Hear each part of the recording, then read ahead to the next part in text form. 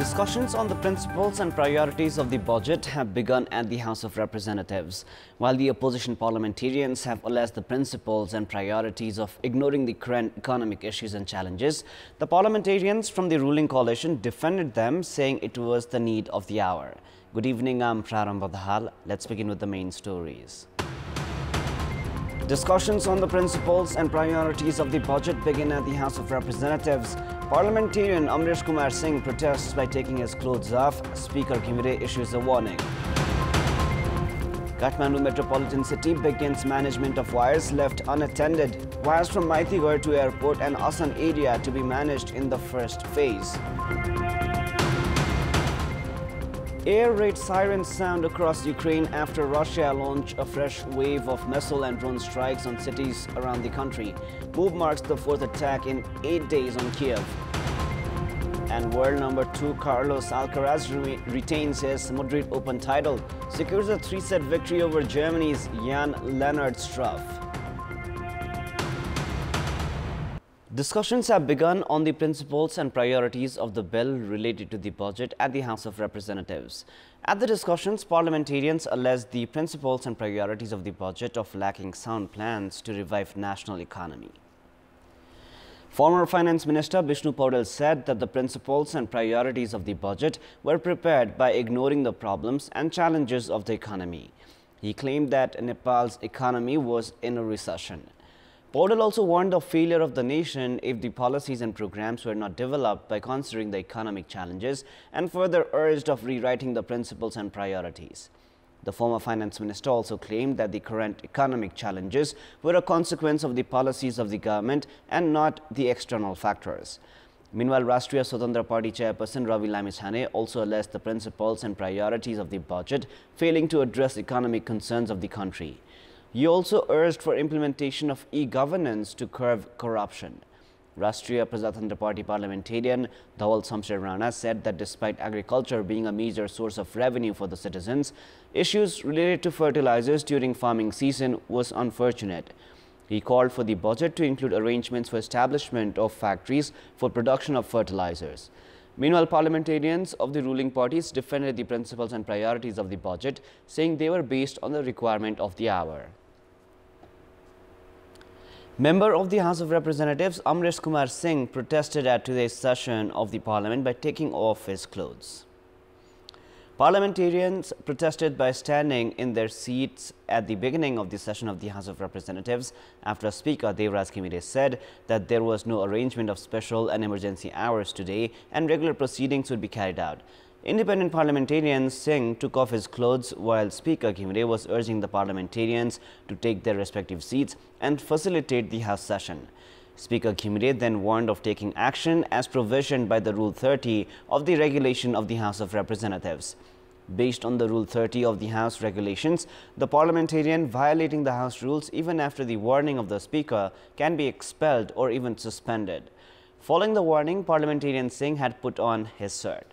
In the following 0 hour, another parliamentarian, Achyut Prasad Mainali, demanded that the health checkup of Singh be carried out. The names of Nepali Congress leaders Arzu Rana and Manju Khand have also come to the fore in the fake Bhutanese refugee scandal.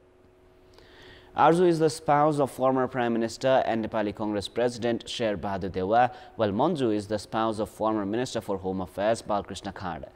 An audio tape has revealed that 20 million commission money was paid to Rana while Khand received 60 million rupees.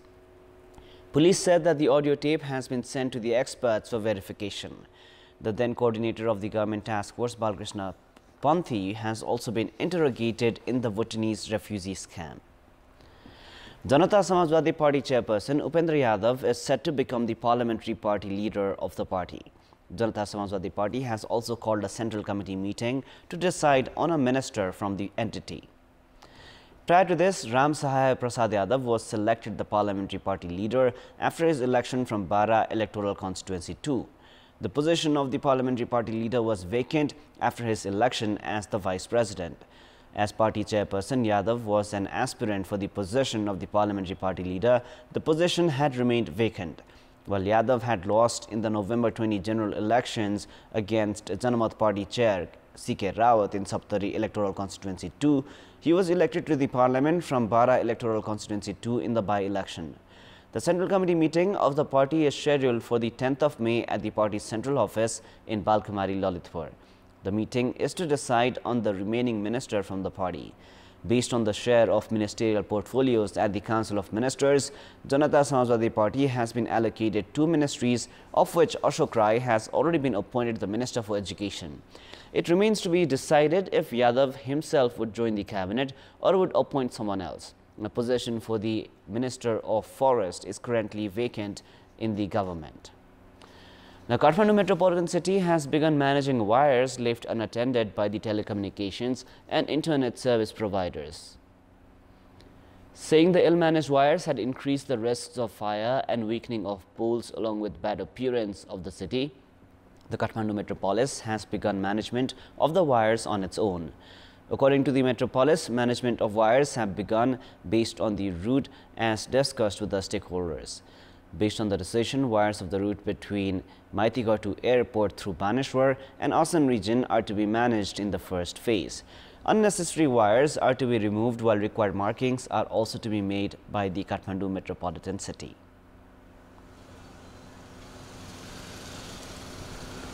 The National Agriculture Research Council (NARC) has said they are focusing on research and development of seeds that are climate change and pest resilient.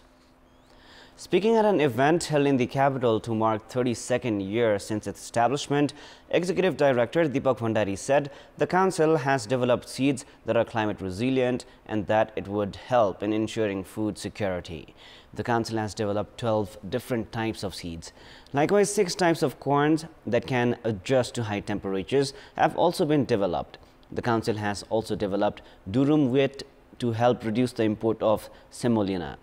At the event, Minister for Agriculture and Livestock Development Beduram Bhusal and Agriculture Secretary Govinda Prasad Sharma said the ministry will facilitate in the distribution of the hybrid seeds to farmers. The council has also said it is developing climate change resilient vegetable and fruits and is looking into the prospects of raising Boer goats that have fast growth rate and produce larger quantity of meat. The council has developed 3 new seeds for bananas, 6 for lychee, 3 for mangoes and 4 for kiwi. The council, however, has continued to face criticism for failing to improve farmers' access to hybrid seeds. It is now time for our segment Public Pulse, where you text us with your opinion. Public Pulse. The question is, why do you think the practice of providing Nepali citizenships to non-Nepali nationals not stopped? Your options are A. Feeble action, B. A nexus of government employees, and C. Due to open border. The voting is on. Type NEWS, select your option A, B or C and send it to 34001 to share your opinion with us. Time now for the international news. Air raid sirens have sounded across Ukraine after Russia launched a fresh wave of missile and drone strikes on cities around the country. Explosions were heard in Ukraine's capital Kiev, where the city's mayor said 5 people had been injured by falling debris from downed drones. Blasts also hit Kharkiv, Kherson, Odessa and Mykolaiv, officials have said. It marks the 4th attack in 8 days on Kiev and comes just 24 hours before Russia celebrates the Victory Day. The annual holiday commemorates Russia's victory over Nazi Germany during World War II, a conflict the Kremlin has baselessly tried to draw parallels to since launching its invasion of Ukraine last year. After a lull in Russian attacks on civilian targets in recent months, which saw Kiev go days without an attack, Moscow has intensified its air raids over the past week ahead of an expected Ukrainian offensive in the southeastern Zaporizhzhia region. The Ukrainian military said Monday morning's raids, which lasted more than 4 hours and were launched shortly after midnight, saw 16 missiles fired at targets across the country. It said that 61 airstrikes and 52 rocket salvos were also fired at cities and military positions. Officials added that some 35 Iranian-made Shahed kamikaze drones had been destroyed. These numbers have yet to be verified, however.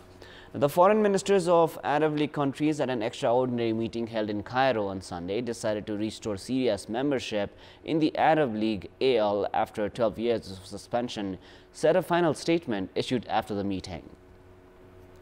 Arab League Secretary General Ahmed Aboul Gheit said that Syria's readmission to the bloc does not mean all members must resume diplomatic relations with Syria, as it is up to each country to decide whether to resume relationship based on their own will.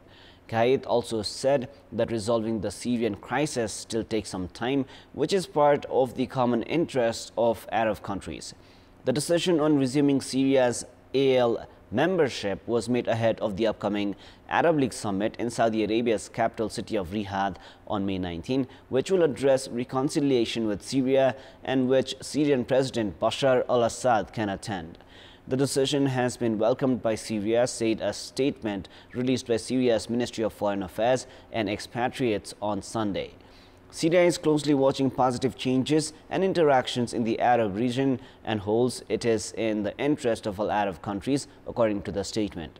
The statement also said that Arab countries should form an effective and constructive Arab plan on bilateral and multilateral occasions based on dialogue, mutual respect, and the common interests of Arab countries. Syria's membership in the Arab League was suspended in November 2011 after the outbreak of armed conflict in the country, which caused many countries to close their embassies in Syria. Now, NASA on Monday joined forces with Rocket Lab to successfully launch the first of 2 cyclone monitoring satellites after previous launch attempts were postponed due to weather conditions. Just after 1 p.m. local time, the rocket took off from its launch site in Mahia, New Zealand. The satellite is the first in a constellation of satellites that will measure the formation and progression of tropical cyclones and hurricanes. The TROPICS constellation time resolved observations of precipitation structure and storm intensity with a constellation of small sats will consist of 4 low Earth orbit satellites. About 33 minutes after liftoff, the rocket deployed the shoebox-sized TROPICS satellites into low Earth orbit, about 550 kilometers above Earth. Rocket Lab will conduct a further launch of 2 additional satellites, though the launch date has not been published yet. At least 22 people drowned after a boat capsized off the coastal town of Thannoor in the Malappuram district of India's southern state of Kerala. The boat, which was carrying about 40 inbound passengers, overturned as it was overcrowded, said Malappuram district's junior superintendent of police. It was not immediately clear exactly how many more people had died, the police officer said, adding that about 10 passengers were currently being treated in various hospitals and many had been sent back after first aid. The death toll was likely to rise as the boat was stuck in muddy waters and was being pulled out to rescue those trapped inside. The incident in the Malappuram district of the state took place at around 7 p.m. local time on Sunday, and a team from the National Disaster Response Force was at the site. So that is all for the moment. Our next English bulletin is at 10:30 p.m. Thank you for staying with us. Goodbye for now.